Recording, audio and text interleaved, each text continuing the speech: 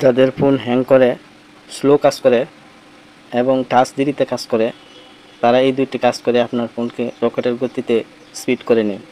চলুন স্ক্রিনে দেখে যাক কোন দুইটি কাজ করলে আপনার ফোন রকেটের গতিতে চলে।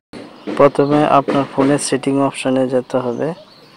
সেটিংয়ের অপশানে যাওয়ার পর এখানে সার্চ বারে লিখবেন TOUCH, টাচ।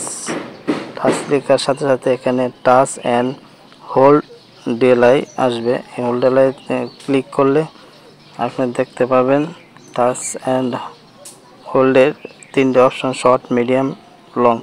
এখানে মিডিয়াম আপনার সিলেক্ট থাকবে, শর্ট সিলেক্ট করে দিবেন। দ্বিতীয়ত হলো আপনার ফোনে প্লে স্টোরে যাবেন।